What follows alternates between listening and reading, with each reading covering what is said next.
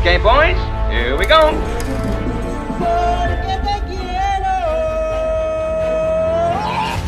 Halo Sobat Remuan Ati, balik lagi di Celengan Film. Kali ini aku mau berterima kasih. Ya kalian tahulah, kita udah mencapai 100k subscriber. Jadi aku ucapkan banyak terima kasih buat kalian yang udah dukung channel ini untuk berkembang selalu. Oke, kali ini aku mau menceritakan film yang berjudul Under the Hawthorne Tree. Penasaran kan sama isi ceritanya? Yuk simak aja videonya. Pada tahun 1970-an meminta rakyatnya agar membangun kelas lapangan. Dalam hal ini sekolah mengirim guru dan siswa ke pedesaan agar bisa mengajari warga desa yang tidak bersekolah. Jing adalah salah satu siswa yang mengikuti program kelas lapangan itu.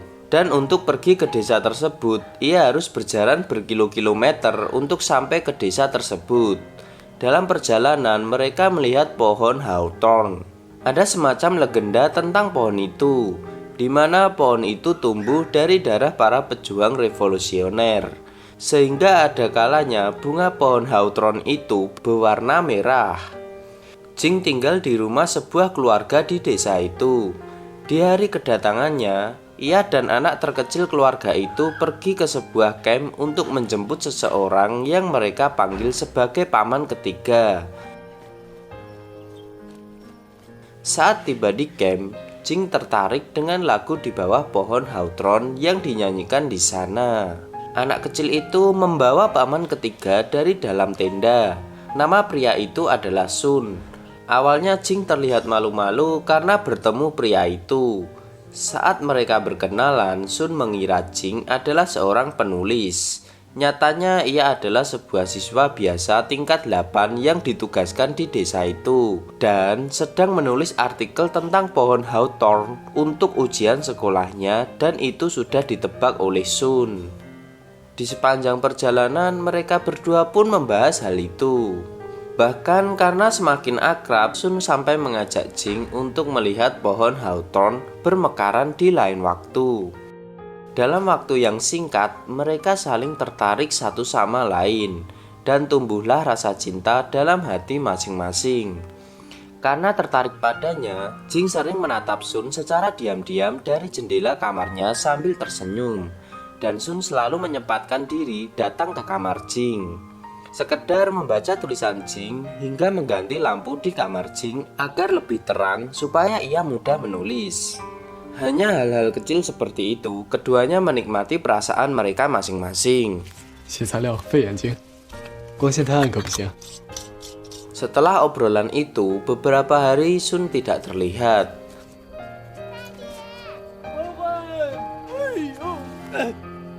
Ketika anak terkecil itu memanggil dengan sebutan paman ketiga, wajah Jing menjadi berbeda dan ia pun menyempatkan diri untuk menengok keluar jendela untuk melihat wajah Sun.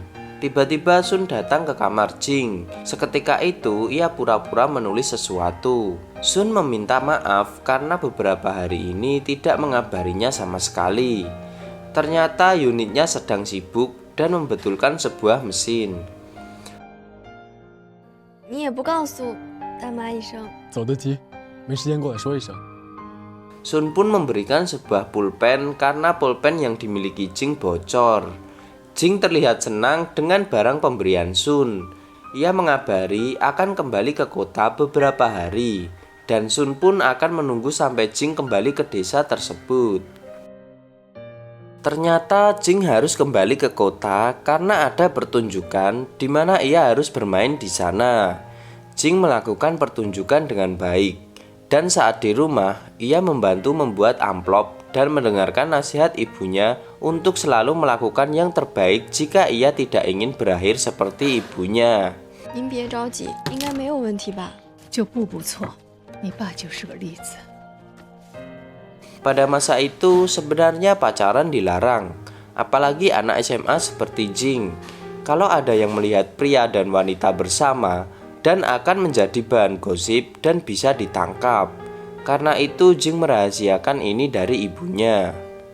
Ternyata saat Jing kembali ke desa tersebut, Sun sudah menunggunya di sebuah stasiun. Sun memberikan sebuah jaket untuk dipakai Jing. Kemudian ia pergi ke sebuah desa. Saat berada di sebuah rumah penduduk, Sun mengetuk pintu di salah satu rumah penduduk dan mengaku dirinya sebagai unit eksplorasi geologi. Di sana seorang unit yang memiliki izin kerja bisa meminta makanan ke rumah-rumah warga. Jin pun mengaku sebagai salah satu keluarga Sun agar bisa makan di sana, karena jika mereka ketahuan bisa ditangkap oleh pihak berwenang. Setelah makan malam, mereka melanjutkan perjalanan menuju desa yang bakal mereka kunjungi. Mereka berjalan berjauhan karena masih canggung. Sambil berjalan, Sun menceritakan tentang ibunya yang bunuh diri karena kapitalis. Padahal ibu Sun adalah pejabat kuat salah satu partai di sana. Saat mereka akan menyeberangi sungai dengan melompati bebatuan, Sun menawarkan tangannya tapi Jing menolak. Sun pun tersenyum dan mengambil ranting. Ia menawarkan Jing untuk memegang sisi lainnya. Mereka pun terus berjalan dengan perantara sebuah ranting. Semakin lama tangan Sun semakin dekat dengan tangan Jing. Sampai pada akhirnya tangan mereka pun akhirnya mulai bersentuhan. Dan mereka pun berjalan dengan bergandengan tangan. Sambil berjalan menuju desa, mereka pun tersenyum bahagia. Jing telah mendengar bahwa Sun sudah memiliki tunangan. Karena hal itulah ia terlihat sangat murung walaupun Sun datang untuk menemuinya. Biasalah cewek kalau ngambek pasti kayak gitu. Ternyata Sun datang menemui Jing sekedar memberikan oleh-oleh untuk Jing yang akan pulang ke kotanya. Tapi di sini Jing masih ngambek dan akan membayar oleh-oleh itu dan pulpen yang pernah diberikan padanya. Sun tahu kalau keadaan Jing yang miskin. Sun pun mengatakan bahwa ia tidak perlu membayar hal tersebut karena ia sudah digaji dan memiliki banyak uang. Tapi Jing masih saja marah dan mengatakan pada Sun agar tidak saling bertemu lagi. Jing pun meninggalkan desa itu. Sesampainya di kota, Jing ingin mencari pekerjaan dan meminta bantuan pihak sekolah. Tapi pihak sekolah mengatakan kalau Jing terlalu kecil dan seorang wanita. Tapi Jing meyakinkan kalau ia akan melakukan pekerjaan apa saja. Akhirnya ia diberikan pekerjaan berat, pekerjaan untuk pria, menggali bebatuan gitulah, atau mengumpulkan batu. Tapi ia tidak mengeluh sebagai satu-satunya perempuan yang ada di sana. Saat ia bekerja, tiba-tiba seseorang datang menemuinya. Anak itu adalah Fang, anak pemilik rumah tempat ia menginap di desa dulu. Fang berkunjung ke kota dan Jing dengan senang hati mengajaknya jalan-jalan. Mereka membeli makanan seperti es krim. Fang ingin menggunakan uangnya, tapi Jing tidak mau dan mentraktir Fang. Sebelum pulang, Fang memberikan uang pada Jing. Tentu saja Jing menolak, meskipun Fang mengatakan kalau uang itu dari keluarganya. Tapi akhirnya Fang mengaku kalau Sun yang memintanya memberikan uang itu pada Jing. Awalnya Jing terlihat marah dan membahas tunangan Sun, tapi pada akhirnya itu adalah kesalahpahaman saja. Ternyata Sun tidak memiliki tunangan. Tapi ibu Fang suka bercanda dan menganggap foto Sun dan adiknya adalah sepasang tunangan. Saat tahu hal itu, Jing menjadi lega dan tetap saja tidak mau menerima uang pemberian Sun. Karena telah bertemu Fang, ia menjadi terlambat untuk mengikuti kelas olahraga dan sempat dimarahi oleh gurunya. Karena Jing merupakan keluarga yang tak mampu, ia pun tidak bisa membeli seragam olahraga. Bahkan saat mereka melakukan olahraga voli, Jing hanya memakai sebuah baju yang sebelumnya ia pakai untuk bekerja. Saat pulang, seseorang menunggunya. Ternyata itu adalah Lin, kakak Fang yang datang menemuinya untuk memberikan sekarung kacang yang bisa dimakan oleh tupai. Di dalam karung ada gula yang harganya sangat mahal di waktu itu. Lin mengatakan kalau itu dari kakaknya. Mereka mendapatkan gratis. Tapi Jing tahu kalau Lin berbohong. Ia diam-diam memasukkan uang ke dalam karung itu dan membuntutinya dari belakang. Sesampainya di tempat penyeberangan, ia melihat Sun di sana dan mengatakan di dalam karung tersebut ada beberapa uang. 자, 洗了。 Mendengar hal itu, Sun pun melompat ke sungai dan memberikan uang itu kepada Jing untuk membeli sebuah seragam olahraga. Kemudian mereka pun berpamitan. Sun dan Lin pun kembali ke desanya. Di kemudian hari, seragam milik Jing pun baru dan ia terlihat senang. Saat bermain voli, bola yang mereka mainkan keluar menuju gerbang sekolah. Saat Jing berusaha mengambilnya, ia bertemu dengan Sun yang telah menunggunya di luar gerbang sekolah. Sun datang hanya untuk melihat Jing berolahraga. Ia pun akhirnya berpisah kembali sembari Sun mengatakan bahwa Jing terlihat sangat cantik dengan seragam barunya. 穿这运动衣真好看。 Ternyata Sun bukan cuma memberikan beberapa uang saja. Saat ia mengunjungi Jing, secara diam-diam ia memberikan sekeranjang buah hawthorn dan buku catatan merah.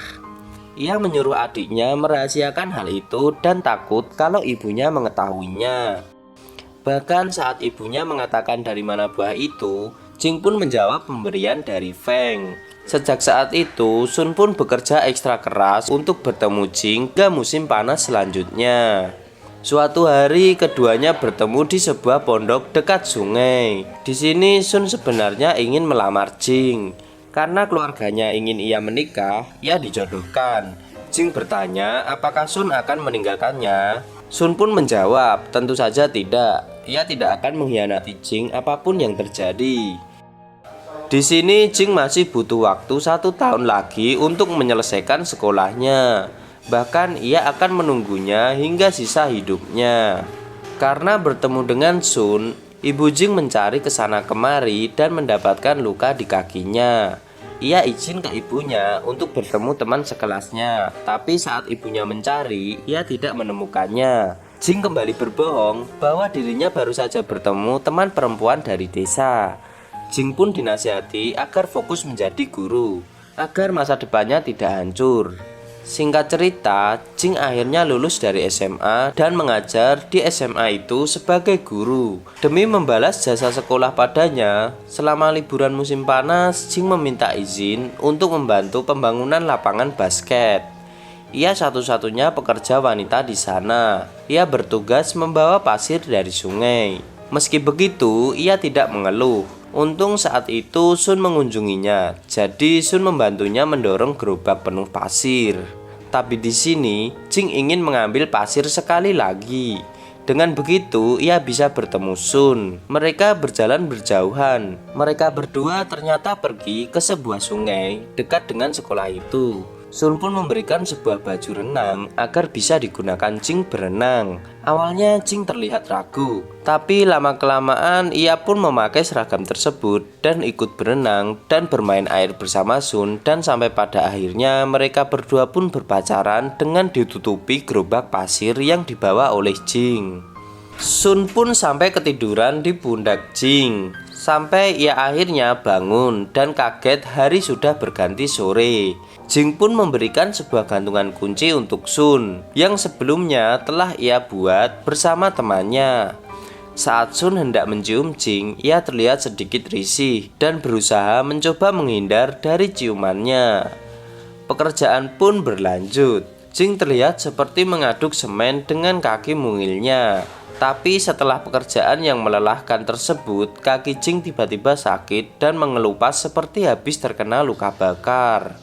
Saat hendak mengobati lukanya, tiba-tiba Sun datang dan membawakan oleh-oleh. Ia datang setelah ibu Jing pergi dari rumahnya, sehingga tidak ada yang tahu jika Sun datang mengunjunginya. Dan ketika Sun melihat luka yang dialami Jing, ia pun membelikan Jing sebuah sepatu boot agar kakinya tidak terluka. Awalnya Jing menolak pemberian Sun, tapi Sun ngotot jika ia tidak mau memakai sepatu itu, ia akan menggantikan Jing mengaduk semen dengan kakinya, dan kakinya akan sama hancurnya seperti milik Jing. Jing pun akhirnya bekerja dengan menggunakan sepatu yang diberikan Sun padanya. Dari kejauhan setelah Jing berhenti bekerja, ia melihat gadis itu berjalan dengan terpincang-pincang. Oleh sebab itu, ia memaksa Jing untuk pergi ke rumah sakit. Awalnya Jing menolak, tapi karena Sun memaksa dengan mengancam dengan cara merobek tangannya dengan menggunakan pisau, pada akhirnya Jing pun tidak bisa menolak. dan pergi ke rumah sakit bersama dengan menggunakan sepeda milik Sun. Sesampainya di rumah sakit, luka milik Jing dan Sun diobati. Ia kemudian berboncengan bersama dengan muka Jing yang ditutupi baju milik Sun agar tidak ketahuan orang-orang di kota. Tapi saat ia saling bersenang-senang, tak sengaja mereka berhenti tepat di mana ibunya berjalan. Karena ceritanya sangat panjang, jadi nantikan di video selanjutnya untuk part keduanya. Terima kasih.